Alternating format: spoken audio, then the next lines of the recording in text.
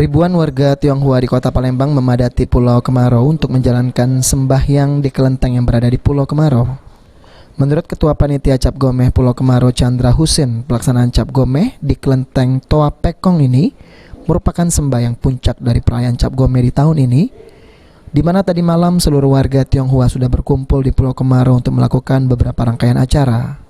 Nantinya pada tanggal 16 Februari 2020 akan dilaksanakan penutupan di puncak Imlek sekaligus perayaan Cap Gomeh. Dan Pulau Kemarau akan kembali ramai karena masyarakat Tionghoa di Kota Palembang kembali akan melaksanakan sembahyang.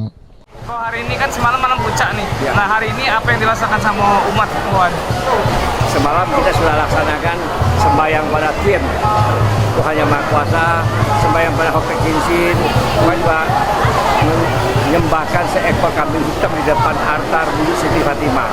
Nah untuk hari ini adalah sembahyangan HUT perayaan kita.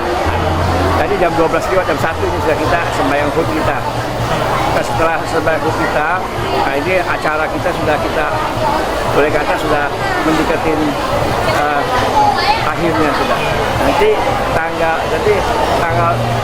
16 Imlek kita akan bikin penutupan.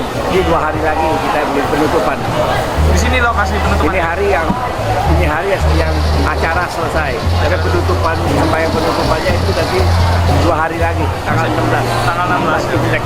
Ini hari 14 Imlek, jadi 2 hari lagi. Chandra berharap pada perayaan Imlek dan Cap Gomeh di tahun 2020 ini dapat menyatukan semua unsur agama di Pulau Kemarau. Selain masyarakat Tionghoa dapat menjalankan ibadah, umat agama lain dapat menikmati pemandangan di Pulau Kemarau dan tradisi perayaan warga Tionghoa. Umat kita banyak sekali sembahyang. Selain umat, pengunjung juga banyak. Nah pengunjung itu bukan saja umat pidana kita, tapi dari agama Islam, Kristen, Katolik semua. Jadi kita bisa lihat di sini semua berbaur jadi satu. Ada yang